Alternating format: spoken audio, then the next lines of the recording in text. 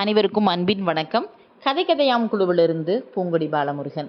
இன்று நாம் கேட்கக்கூடிய சிறுகதை எழுத்தாளர் பாவண்ணன் அவர்களுடைய பிருந்தாவனம்.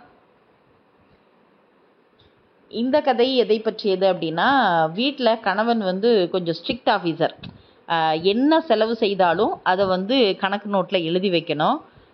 கணக்கு இடித்தாலோ இல்லை தேவையற்ற செலவு பண்ணாலோ மனைவியை போட்டு வறுத்தெடுத்துருவார். ஒரு முறை அவங்க உள்பாவாடை 80 ரூபாய்க்கு எடுத்ததுக்காக அவ்வளோ விலைக்கு எடுக்கணுமா, 30 ரூபாய்க்கு எடுத்தா பத்தாதா அப்படின்னு அதற்காக மனைவி கிட்ட கடும் கோபம் கொண்ட மனிதர். இப்படி கணவரும் மனைவியும் மட்டும் இருக்கிற சூழல்ல கணவனுடைய தம்பி அந்த வீட்டுக்கு வரான். அது ஒரு 10 குழந்தைகளுக்கிட்ட இருக்கிற குடும்பத்தில் கடைசி குழந்தை. படிக்க வைக்கிறதுக்காக அண்ணன் கூட்டிகிட்டு தன்னோட வீட்டில் வச்சுருக்காரு.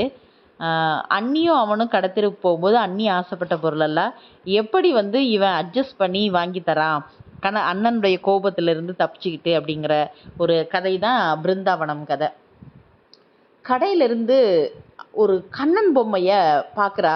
அதை எடுத்து கையில் வச்சு வேறு வேறு கோணத்தில் திருப்பி திருப்பி திருப்பி அண்ணி ரசித்து பார்த்துக்கிட்டே இருக்கான். அண்ணியை பார்க்குறதுக்கு அவனுக்கு ரொம்ப பாவமாக இருந்துச்சு. வெள்ளிக்கிழமை கோயிலுக்கு வரும்போதெல்லாம் பொம்மை கடையில் நிற்கிறதும் வேடிக்கை பார்க்குறதும் அவளுக்கு பழகிருச்சு. எடுப்பா, ரசிச்சு பாப்பா, விலைய கேட்பா.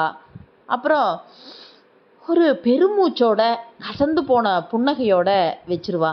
அண்ணி, நீ தான் அதை ரொம்ப ஆசைப்படுறியே, வாங்க அண்ணி அப்படின்னு நானும் பல முறை அண்ணியை தூண்டி பார்த்தேன். ஐயோ அதெல்லாம் வேணாம் அப்படின்னு வேகமாக தலையாட்டி மறுத்துருவா. பொம்மைக்கெல்லாம் செலவாச்சுன்னு கணக்கு எழுதுனன்னு வெய்யே, ஒன்றை அப்படியே தோலை உரிச்சு தொங்க போட்டுட்டு தான் மறுவேலை பார்ப்பாரு அப்படின்னு சொல்கிற போது பதட்டத்தில் அவளோட தலை இன்னும் கொஞ்சம் வேகமாகவே ஆடும். தலையில் மயிலரகோட சிரிச்சுக்கிட்டு இருந்த அந்த குழந்தை கண்ணன் பொம்மை அப்படியே அச்சு அசலாக ஒரு குழந்தை மாதிரியே இருந்துச்சு. அந்த பொம்மையோட கண்களை பார்த்தா அசல் குழந்தையோட கண்கள் மாதிரியே ஈரம் ததும்பி இருந்துச்சு. இதோ இதோ அப்படின்னு விரலை பற்றிக்கிட்டு கூடவே ஓடி வந்துடுற ஒரு குழந்தை மாதிரி இருந்துச்சு.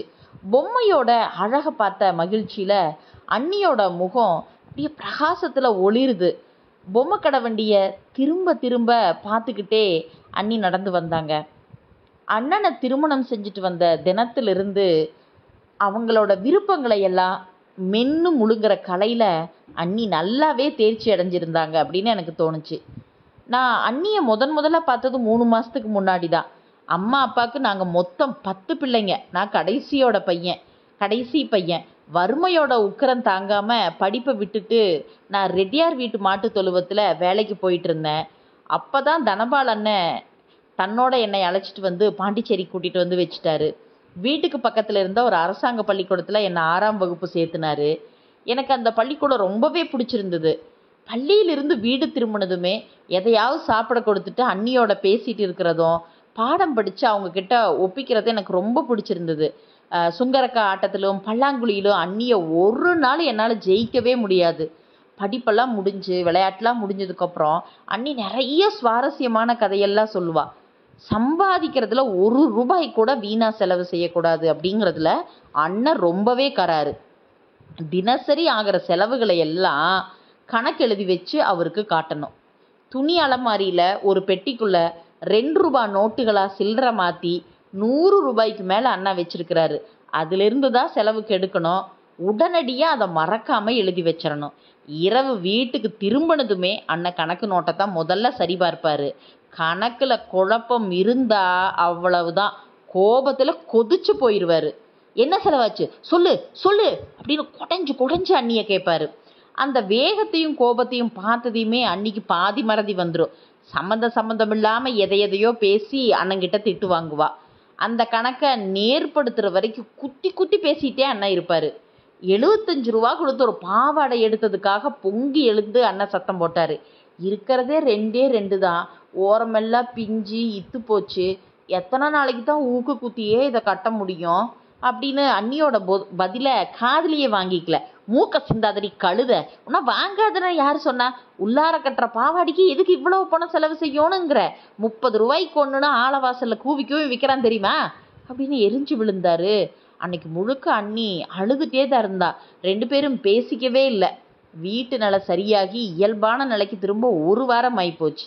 இந்த வம்பே வேணாம் அப்படின்னு பணத்தையே தொடாமல் இருந்தால் அதுக்கும் சலிச்சுக்குவார். செலவு கணக்கை முன் வச்சு அடிக்கடி வீட்டோட சமநிலை பிசகிறதும் பிறகு சரியாகிறதும் ஒரு பருவகால மாற்றங்கள் மாதிரி மாறி மாறி நிகழ்ந்துட்டே தான் இருந்துச்சு. அண்ணியை காப்பாற்றுற ஆலோசனைகள் எனக்கு தாமாவே யோசனை மனசில் எழுந்துச்சு. கடைக்கு போகிற போதெல்லாம் வழியில் கரும்புச்சாறு குடிப்போம். அந்த செலவை என்ன பண்ணலாம், காய்கறி செலவில் சேர்த்து எழுதி வச்சு அண்ணியை காப்பாற்றிடுவேன். அன்னிக்கு அந்த திட்டம் ரொம்பவே பிடிச்சிருந்தது. அவங்களுக்கு பொட்டு, ஹேர் பின்னு, நகைப்பாலிஸு அப்படின்னு அண்ணி தனக்கு தேவையானதெல்லாம் வாங்கி கொள்றதுக்கும் அந்த திட்டம் ரொம்பவே பயனாக இருந்துச்சு. நினைவுகளில் அமிழ்ந்தவளை போல் பேசாமலேயே அண்ணி நடந்து வந்துட்டு இருந்தா. திடீர்னு அந்த பொம்மை கண்ணு முன்னாடியே நிற்கிற மாதிரி இருக்குடா தண்டபாணி அப்படின்னு சொல்லிட்டு ஒரு நாக்கு சப்பு கொட்டுனா. எனக்கும் ரொம்ப பிடிச்சிருந்தது அண்ணி. சாமி மாடத்தில் வச்சா ரொம்ப எடுப்பாக இருக்கும். அண்ணி ஒரு கணம் நின்று பார்த்தா. அப்புறம் எடுப்பாத்தான் இருக்கும், அப்புறம் ஒன்றை துடிக்க துடிக்க கொடுப்பாரு, அதை யார் வாங்கிறது அப்படின்னு சொல்லி அவளையும் மீறி அவளுக்கு சிரிப்பு வந்துருச்சு. கண்ணில் ஈரம் கட்டுற வரைக்கும் இடவிடாமல் அண்ணி சிரிக்கிறா. அப்புறம் எப்படி அண்ணி அதை நாம் வாங்குறது அப்படின்னு குழப்பத்தோடு பார்த்தேன். அவர் பார்வையில் படாத இடமா பார்த்து தாண்டா வைக்கணும். சமையல் கட்டு டப்பாக்குள்ளே, அரிசி அண்டாவில், அலமாரிக்குள்ளே, பொட்டிக்குள்ளே எங்கட மறைச்சி தான் வைக்கணும். பார்க்கணும்னு தோணும் போது மட்டும் எடுத்து பார்த்து ரசிச்சுக்கணும். மற்ற நேரத்தில் மறைச்சி தான் வைக்கணும். தப்பி தவறி அண்ணங்கண்ணில் பட்டுட்டா என்ன, முதல்ல பொம்மை சுக்கு நீராக உடஞ்சி விழுந்துரும், அப்புறமா நம்ம தலையுருளும் அப்படின்னு அண்ணி ஒரு பாவமாக ஒரு சிரிச்சா. அந்த நேரத்தில் எப்படியாவது அண்ணி அந்த பொம்மையை வாங்க வச்சிடணும் அப்படின்னு எனக்கு தோணுச்சு. அண்ணி வா அண்ணி, 10 ரூபா பொம்மையை 8 ரூபாய்க்கு கேட்டு பார்க்கலாம், கொடுத்தாலும் கொடுப்பாரு அப்படின்னு அவள் கையை பிடிச்சி இழுத்துட்டு போனேன். அண்ணி ஒரு கணம் நடைய நிறுத்திட்டு 8 ரூபாய்க்கு என்னடா கணக்கு எழுத முடியும் அப்படின்னு அவள் குரலில் அச்சமும் இருக்குது, அந்த பொம்மையை வாங்கணுங்கிற ஆவலும் இருக்குது. மாற்றி மாற்றி 2 பேரும் ஆலோசனைகளை பண்ணி அப்படி எழுதலாமா இப்படி எழுதலாமான்னு இருக்கும்போது, அண்ணி துணி துவைக்கிற சோப்பு வாங்கினதான் எழுதிடலாமா அப்படின்னு நான் இழுத்தேன். இந்த ஆலோசனை இதுக்கு சரியாக இருக்குது அப்படின்னு அண்ணியோட மனசுக்கு தோணுச்சு. அண்ணி சரின்னு சொன்னாங்க. அதுக்கு பின்னாடி தான் அண்ணி மூஞ்சியில் ஒரு பிரகாசத்தை நான் பார்க்க முடிஞ்சுது. கடையை நோக்கி தைரியமாக திரும்பி நடந்தோம். கடைக்காரர் பொம்மையை ஒரு தாளில் சுற்றி காகித பைக்குள்ளே வச்சு கொடுத்தாரு. அதை வாங்கி அபிஷேக பைக்குள்ளே அண்ணி வச்சுக்கிட்டா. பிறகு பையிலிருந்து பணத்தை எடுத்து கொடுத்தா. அவள் முகத்தை நிமிர்ந்து பார்த்தேன். அதில் ஒரு அற்புதமான நிம்மதி அப்படியே படர்ந்து கிடந்துச்சு. அவள் கண்கள் பரவி இருந்த திருப்தியை பார்க்குறதுக்கே எனக்கு அவ்வளவு பரவசமாக இருந்துச்சு. வீட்டுக்கு வந்ததுமே முதல் வேலையாக அதை அலமாரியில் புடவை எடுக்கு கீழே மறைச்சி வச்சிட்டா. பிறகு கணக்கு நோட்டை உருவி சோப்பு வாங்கிய வகையில் 8 ரூபாய் செலவு அப்படின்னு கணக்கு எழுதி மூடி வச்சிட்டா. இரவு சாப்பாடு முடிஞ்சது. வழக்கம் போலவே அண்ணன் செலவு நோட்டை எடுத்து கணக்கை சரி பார்த்தார். உருளைக்கிழங்கு, வெங்காயம், மின்சார கட்டணம், வத்திப்பெட்டு, தேங்காய், பூ, பழம், கற்பூரம் அப்படின்னு விரல்களை நைட்டிகிட்டே வந்தவர் சோப்பு அப்படிங்கிற இடத்துல நிறுத்திட்டு அண்ணியை கூப்பிட்டாரு. பாத்திரம் கழுவி அடுக்கி வச்சுட்டு இருந்த அண்ணி பதட்டத்தோடு வந்து அவர் எதிரில் நிற்கிறா. என்னது இது அப்படின்னு விரலால் சுட்டி காட்டுறாரு. தொண்டையெல்லாம் அப்படியே உலர்ந்து போனதுனால இப்படி எச்சில கூட்டி விழுங்கி, சோப்புங்க அப்படின்னு மென்று முழுங்கிட்டு சொன்னா. படிக்க தெரியாத முண்டமா நான்? சோப்புன்னு எழுதிக்கிறத படிக்க தெரியாதா? அதைத்தான் ஏன் வாங்கினேன்னு கேட்குறேன்.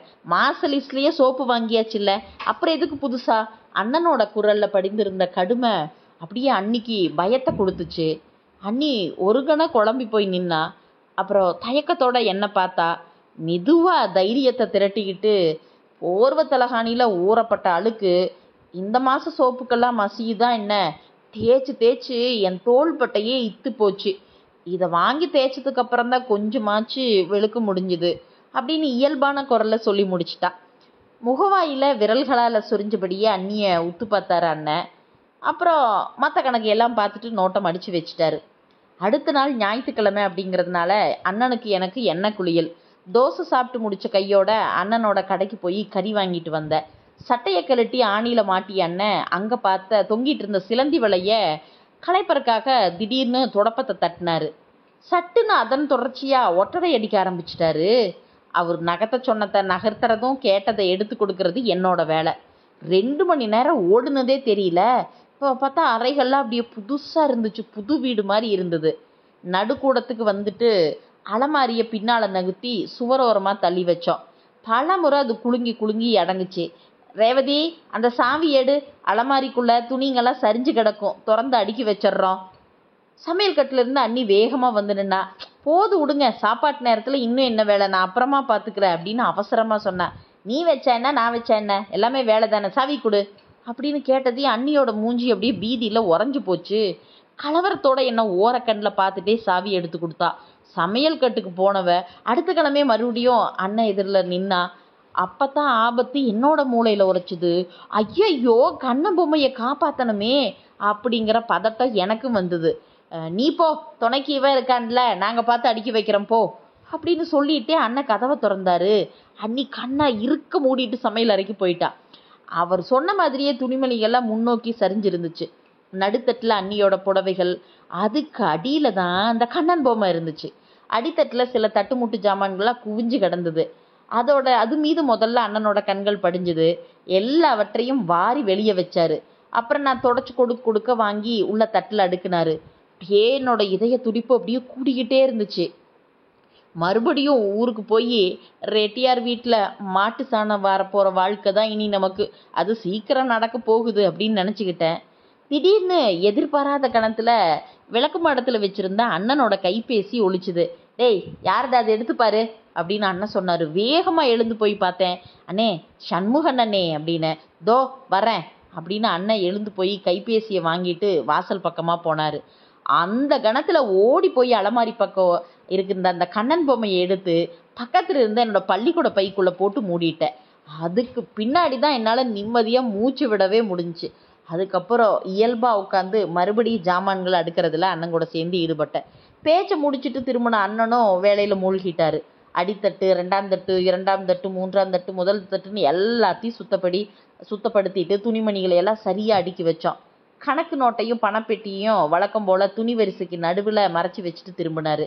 எந்த கணத்தில் அவர் வெடிச்சு கோபம் வரக்கூடுங்கிற பயத்தில் அண்ணி வெளியவே வரல. அண்ணனை அருகில் வச்சுக்கிட்டு அவளுக்கு சை காட்டி புரிய வைக்கிற அளவுக்கு சூழல் சரியாக அமையல. நானும் அமைதியாகவே இருந்தேன். அண்ணி மெதுவாக வெளியே வந்து கூடத்தை நோட்டமிட்டா. என்ன, சமையல் வேலை முடிஞ்சுதா?